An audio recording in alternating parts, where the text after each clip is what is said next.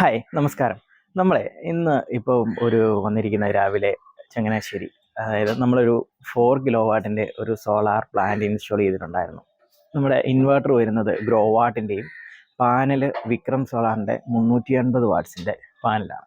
ഇത് നമ്മൾ ഇൻസ്റ്റാൾ ചെയ്ത് അതിനെ ഇൻസ്റ്റാൾ ചെയ്ത സമയത്ത് ഇവർക്ക് സോളാറിൻ്റെ സബ്സിഡിയോ കാര്യങ്ങളോ ഒന്നും ഉണ്ടായിരുന്നില്ല.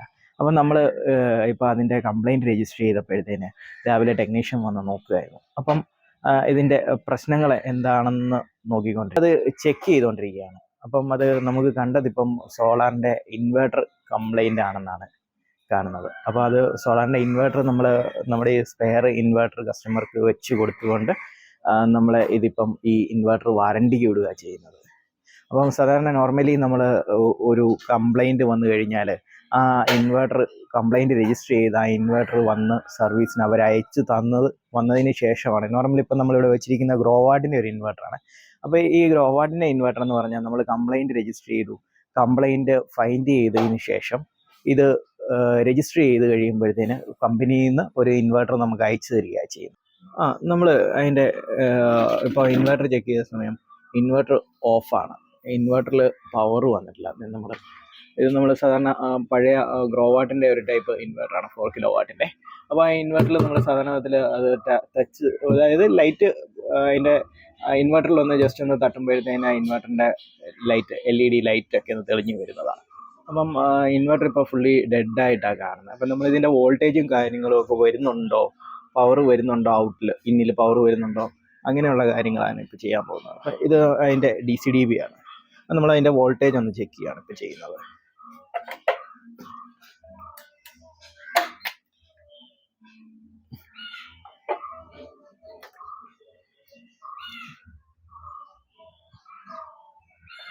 അപ്പം നമ്മളതിൻ്റെ വോൾട്ടേജ് ചെക്ക് ചെയ്യാണ്. വോൾട്ടേജ് വന്നിട്ടുണ്ട്, 207 വോൾട്ട് വരുന്നുണ്ട്. അപ്പോൾ അടുത്ത സ്ട്രിങ് നോക്കുകയാണ്, രണ്ടാമത്തെ 2 സ്ട്രിങ് ആയിട്ടാണ് നമ്മളിത് ചെയ്തിരിക്കുന്നത്. അപ്പം അടുത്തതിൻ്റെ വോൾട്ടേജ് 252 വോൾട്ടേജ് വന്നിട്ടുണ്ട്. അപ്പം ഏതാണ്ട് പവർ ഒക്കെ വരുന്നുണ്ട്. അപ്പം ഇത് നമ്മൾ ചെയ്തിരിക്കുന്ന 11 പാനലാണ്, 370-380 വാട്ട്സിൻ്റെ 11 പാനലുകളാണ് വന്നിരിക്കുന്നത്. 5 എണ്ണം ഒരു സ്ട്രിങ് ആയിട്ടും അങ്ങനെ 6 എണ്ണം ഒരു സ്ട്രിങ് ആയിട്ട് 2 സ്ട്രിങ് ആയിട്ട് 2 സ്ട്രിങ്ങിൻ്റെ ഇൻവേർട്ടറാണ് ഈ കാണുന്നത്. അപ്പോൾ അതിൻ്റെ പവറൊക്കെ വരുന്നുണ്ട്, പക്ഷേ എന്നാലും ഇൻവേർട്ടർ ഓഫാണ്. അപ്പം നമ്മൾ ഇൻവേർട്ടറിൻ്റെ സൈഡിൽ ഇൻവേർട്ടറിൻ്റെ വയറൊന്ന് അൺപ്ലഗ് ചെയ്തിട്ട് ഒന്ന് ചെക്ക് ചെയ്യാം. ഔട്ട് എല്ലാം നമ്മുടെ DBയിൽ ചെക്ക് ചെയ്തു, DBയിൽ ഓക്കെയാണ്. കാരണം എല്ലാ സൈഡിൽ നിന്നും നമ്മൾ ചെക്ക് ചെയ്യണം, ഈവൻ കേബിളിനകത്ത് എന്തെങ്കിലും ഇഷ്യൂ ഉണ്ടോ, അങ്ങനെ ഉണ്ട് എന്താണെന്നുള്ളത് അറിയാൻ വേണ്ടിയിട്ടാണ് ഇപ്പം ഇൻവേർട്ടർ നമ്മൾ ഓരോ സൈഡിൽ നിന്ന് ചെക്ക് ചെയ്ത് വരികയാണ് ചെയ്യുന്നത്. അപ്പം അതിൻ്റെ ഇൻവേർട്ടറിലേക്കുള്ള DC സൈഡ് നമ്മൾ ചെക്ക് ചെയ്യുന്നത്. അപ്പോൾ ഇൻവേർട്ടർ അതിൻ്റെ DCDB ഇപ്പോൾ ഓഫ് ചെയ്തിട്ടിരിക്കുകയാണ്. ഞാൻ ആ DCDB ഓൺ ആക്കാവേ. ഓക്കെ നമ്മൾ ഇനി അതിൻ്റെ ഔട്ട് ചെക്ക് ചെയ്യണം. DCDBയുടെ ഔട്ട്, അതായത് ഇൻവേർട്ടറിലേക്കുള്ള നമ്മൾ ചെക്ക് ചെയ്യണം അതിൻ്റെ വോൾട്ടേജ്. അപ്പോൾ അത് വോൾട്ടേജ് ഒക്കെ പ്രോപ്പറായിട്ട് വരുന്നുണ്ട്, 255 വോൾട്ടേജ് ഉണ്ട്. അപ്പോൾ അത്യാവശ്യം വെയിലൊക്കെ ഉണ്ട് കേട്ടോ. സമയം ഏതാണ്ട് ഒരു 11:15 മണി ആയിട്ടുണ്ട്. ഓക്കെ, അപ്പം രണ്ടിലും അത്യാവശ്യം നല്ല വോൾട്ടേജ് ഉണ്ട്. അപ്പോൾ അതൊന്നും കുഴപ്പമൊന്നുമില്ല, പവറൊക്കെ കാണിക്കുന്നുണ്ട്. ഇനിയിപ്പം നമ്മൾ ഇൻവേർട്ടർ സൈഡാണ് ചെക്ക് ചെയ്യേണ്ടത്. അപ്പോൾ ഇൻവേർട്ടർ നമുക്ക് ഒന്നുകൂടി ഒന്ന് പ്ലഗ് ചെയ്തിട്ട് നോക്കാം ഇൻവേർട്ടറിൽ എല്ലാം പ്രോപ്പറാണോ എന്നുള്ളത്. അത് ഓഫ് ചെയ്യണം. അപ്പം നമ്മൾ ആ ഇൻവേർട്ടറിൻ്റെ DCDB ഓഫ് ചെയ്തിട്ട് അതിൻ്റെ പ്ലഗ് ചെയ്ത് നോക്കുകയാണ്. ഒന്നുകൂടി പ്ലഗ് ചെയ്തിട്ട് ടെർമിനലെല്ലാം ഇപ്പോൾ ഒന്ന് ക്ലീൻ ചെയ്തിട്ടുണ്ട്. ടെർമിനൽ ക്ലീൻ ചെയ്തിട്ട് നമ്മളൊന്നുകൂടി പ്ലഗ് ചെയ്ത് നോക്കുകയാണേ.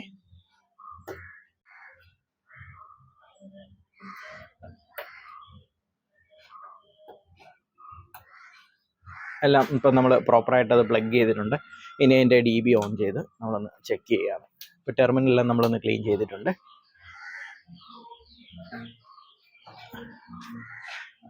ഇല്ല, ഇൻവേർട്ടറിൽ നമുക്ക് ഇപ്പം ഒന്നും കാണിക്കുന്നില്ല. അപ്പം ഏകദേശം ഇൻവേർട്ടറിൻ്റെ സൈഡിലുള്ള ഇഷ്യൂ ആണെന്ന് തോന്നുന്നു. അപ്പം നമ്മൾ വേറൊരു ഇൻവേർട്ടർ വെച്ചിട്ട് ഇത് ചെക്ക് ചെയ്യണം. നമ്മളിപ്പം ഇൻവേർട്ടറിൻ്റെ കംപ്ലയിൻറ്റ് ഇഷ്യൂ കണ്ടിട്ട് നമ്മളൊരു സ്പെയർ ഇൻവേർട്ടർ കൊണ്ടുവന്നിട്ടുണ്ട്. കാരണം എന്താണെന്ന് വെച്ചാൽ ഇപ്പോൾ ഇൻവേർട്ടറിൻ്റെ കംപ്ലയിൻറ്റാണ്, നമ്മുടെ ഇപ്പം ഗ്രോ വാട്ടിൻ്റെ ഇൻവേർട്ടറാണ് നമ്മൾ ഇൻവേർട്ടറിൻ്റെ ഒരു ഇഷ്യൂ ആണെന്നാണ് തോന്നുന്നത്. അപ്പം നമ്മൾ അടുത്തൊരു ഇൻവെർട്ടർ കൊണ്ടുവന്നിട്ട് ചെക്ക് ചെയ്തൊന്ന് കൺഫേം ചെയ്യണം. ഇൻവെർട്ടർ സൈഡിൽ ഇഷ്യൂ ആണ്. അങ്ങനെ ഉണ്ടെങ്കിൽ നമ്മൾ ഇതിപ്പോൾ ഗ്രോവാട്ടിൻ്റെ ഇൻവെർട്ടറാണ് യൂസ് ചെയ്തിരിക്കുന്നത്. അപ്പം ഗ്രോവാട്ടിൻ്റെ കമ്പനിയുടെ കേസിൽ നമ്മൾ ഇൻവെർട്ടറിൻ്റെ കംപ്ലൈൻറ്റ് കമ്പനിയിൽ വിളിച്ച് ചെക്ക് ചെയ്ത് അത് രജിസ്റ്റർ ചെയ്ത് കഴിഞ്ഞാൽ ആ ഇൻവെർട്ടർ അവർ ഒരു പുതിയൊരു ഇൻവെർട്ടർ, അതായത് റീപ്ലേസ് ചെയ്യാനുള്ള ഒരു ഇൻവെർട്ടർ അവർ അയച്ചു തരികയും അതിനുശേഷം ഇത് വെച്ച് റെഡി ആയതിനു ശേഷം നമ്മൾ ആ ഇൻവെർട്ടർ റെഡിയാക്കി വെക്കുക. അവർ തന്നെ അതിൻ്റെ പാക്ക് ചെയ്ത് വെച്ച് കഴിഞ്ഞാൽ അവർ തന്നെ കൊറിയർ അറേഞ്ച് ചെയ്ത് അവർ തന്നെ എടുത്തുകൊണ്ട് പോവുക ചെയ്യുന്നത്. അപ്പം നമുക്ക് പെട്ടെന്ന് തന്നെ അത് റീപ്ലേസ് ചെയ്ത് കിട്ടുന്ന ഒരു സമയമുണ്ട്. സാധാരണ വിധത്തിൽ കംപ്ലൈൻറ്റ് രജിസ്റ്റർ ചെയ്തു, അത് കൊറിയർ നമുക്ക് നമ്മുടെ സൈറ്റിലേക്ക്, നമ്മുടെ ഓഫീസിലേക്ക് വരേണ്ട ഒരു താമസം മാത്രമേ വരുന്നുള്ളൂ. അപ്പോൾ ആ ഒരു താമസം വരുന്നുണ്ട്. നോർമലി ഒരു ചിലപ്പോൾ ഒരാഴ്ച, ഒന്നൊന്നര ആഴ്ചയൊക്കെ എടുത്തേക്കാം. അപ്പം ആ സമയത്തിനുള്ളിൽ നമ്മൾ കസ്റ്റമർക്ക് ബുദ്ധിമുട്ടുണ്ടാകാതിരിക്കാൻ വേണ്ടി നമ്മൾ ചെയ്യുന്നതിനാന്ന് വെച്ചാൽ ഒരു ഇൻവെർട്ടർ, ഒരു സ്പെയർ ഇൻവെർട്ടർ എപ്പോഴും നമ്മുടെ കയ്യിലുണ്ടാവും. ആ ഇൻവെർട്ടർ നമ്മൾ കസ്റ്റമറുടെ സൈറ്റിലേക്ക് വെച്ച് കൊടുത്തിട്ട് ആ സമയം അപ്പോൾ കസ്റ്റമർക്ക് അതിൻ്റേതായ ബുദ്ധിമുട്ടുണ്ടാകത്തില്ല. അത്രയും നാളത്തെ പ്രൊഡക്ഷനോ കാര്യങ്ങളോ ഒന്നും പ്രശ്നങ്ങളോ ഉണ്ടാകത്തില്ല. കംപ്ലൈൻറ്റ് രജിസ്റ്റർ ചെയ്ത് ഇൻവെർട്ടർ കംപ്ലൈൻ്റ് ആണെങ്കിൽ നമ്മൾ പകരത്തെ ഇൻവെർട്ടർ അവർക്ക് വെച്ച് കൊടുക്കുന്നു. അത് കഴിഞ്ഞ് അവരുടെ നോർമൽ ഇൻവെർട്ടർ കമ്പനിയുടെ സൈഡിൽ നിന്ന് തരുന്ന ഇൻവെർട്ടർ നമ്മൾ വെച്ച് നമ്മുടെ ഇൻവെർട്ടർ റിലീസ് ചെയ്യുക. ഓക്കെ, അപ്പം നമ്മുടെ ഇൻവെർട്ടർ നമ്മൾ കൊണ്ടുവന്നിട്ടുണ്ട്. ഇതാണ് നമ്മുടെ ഇൻവെർട്ടർ വന്നിരിക്കുന്നത്. അപ്പം നമ്മുടെ ഇത് സ്പെയർ ഒരു ഇൻവെർട്ടറാണ്. അപ്പോൾ ആ ഇൻവെർട്ടർ വെച്ച് കൊടുക്കാനായിട്ട് ഒന്ന് വെച്ച് ടെസ്റ്റ് ചെയ്യാൻ പോവാണ്. അപ്പോൾ അതെല്ലാം പ്രോപ്പറായിട്ട് ഡിസ്കണക്ട് ചെയ്ത് അതിൻ്റെ ലൈനൊക്കെ ഡിസ്കണക്റ്റ് ആക്കിയിട്ടുണ്ട്.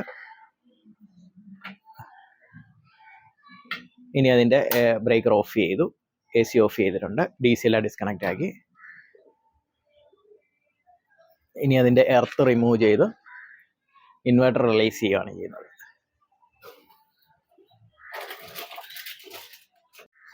അപ്പം നമ്മൾ അതിൻ്റെ എർത്തിങ്, AC എർത്തിങ് ആണിത്. AC എർത്തിങ് റിമൂവ് ചെയ്യാണ്.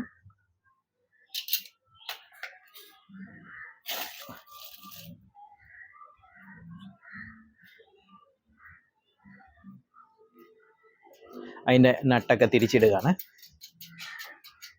അങ്ങനെ ഇതെല്ലാം തിരിച്ച് അതേപോലെ തന്നെ കമ്പനിക്ക് നമ്മൾ തിരിച്ച് അയച്ചു കൊടുക്കാനുള്ളതാണ്. ഓക്കെ, ഇനിയിപ്പോൾ അതിൻ്റെ സൈഡിലുള്ള നട്ട് ലൂസ് ചെയ്ത് ഇൻവെർട്ടർ റിമൂവ് ചെയ്യുകയാണ്. ഓക്കെ, ഇപ്പോൾ അതിൻ്റെ നമ്മൾ സൈഡിലുള്ള അതിൻ്റെ നട്ടും ബോൾട്ടും എല്ലാം റിമൂവ് ചെയ്തിട്ടുണ്ട്. ഇനിയിപ്പോൾ ഇൻവെർട്ടർ പതുക്കെ ഊരി മാറ്റുകയാണ്.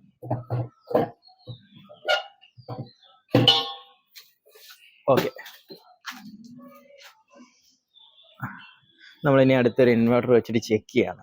കാരണം ഇതിൻ്റെ ഇൻപുട്ട് എല്ലാം വന്നിട്ടുണ്ട്, വോൾട്ടേജ് നമ്മുടെ പാനലിൽ നിന്നുള്ള വോൾട്ടേജ് എല്ലാം വന്നിട്ടുണ്ട്. ഇനി നമുക്ക് ചെക്ക് ചെയ്യാനുള്ള ഒരു വേറെ ഇൻവെർട്ടർ വെച്ചിട്ട് നമ്മൾ ചെക്ക് ചെയ്യാണ്.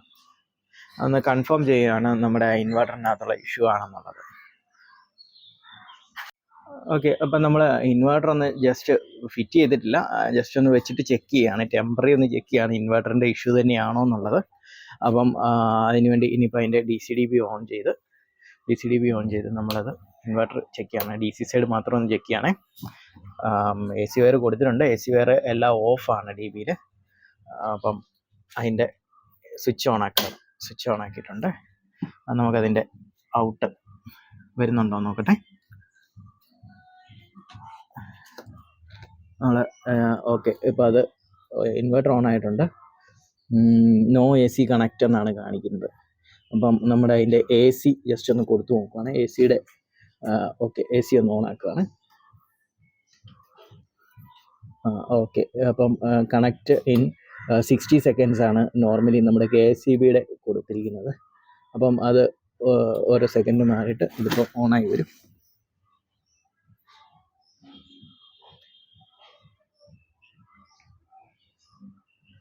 വെയിറ്റ് ചെയ്യാണ്.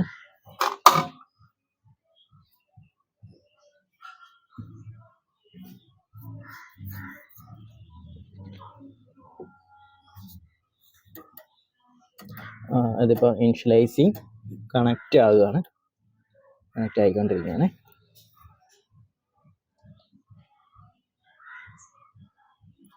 ഓക്കെ, കണക്റ്റ് ഓക്കെ എന്ന് കാണിക്കുന്നുണ്ട്. അപ്പം നമുക്ക് കൺഫേം ആണ് നമ്മുടെ ആ ഇൻവെർട്ടറിനകത്തുള്ള ഇഷ്യൂ തന്നെയാണ്.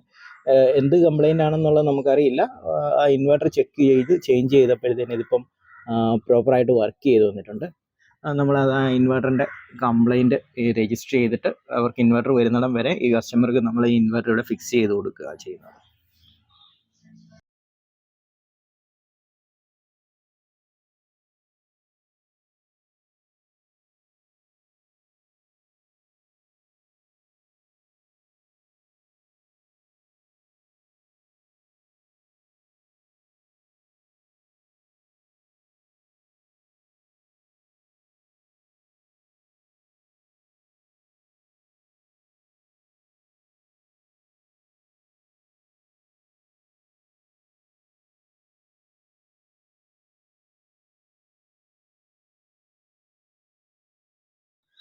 ആ അപ്പം അങ്ങനെ നമ്മുടെ ഇൻവേർട്ടർ റീപ്ലേസ് ചെയ്തിട്ടുണ്ട്.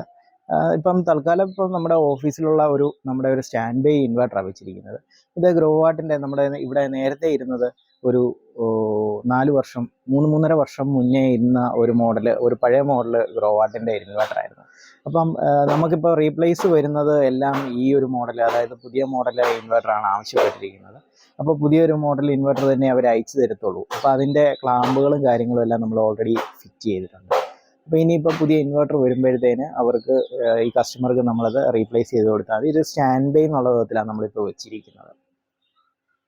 അപ്പം നമ്മൾ ഉദ്ദേശിക്കുന്ന ഇത്രയേ ഉള്ളൂ. അതായത് നമ്മൾ ഇതേപോലെ ഒരു ഇൻവെർട്ടറോ അല്ലെങ്കിൽ പാനലിൻ്റെ കംപ്ലൈൻറ്റ് വന്നു കഴിഞ്ഞാൽ ആ കസ്റ്റമർക്ക് അവിടുന്ന് അവരുടെ പ്രൊഡക്ഷൻ ഇല്ലാതെ വരികയും അങ്ങനെ കറണ്ട് ബില്ല് വരാൻ ചാൻസ് ഒക്കെ ഉണ്ടാകാറുണ്ട്.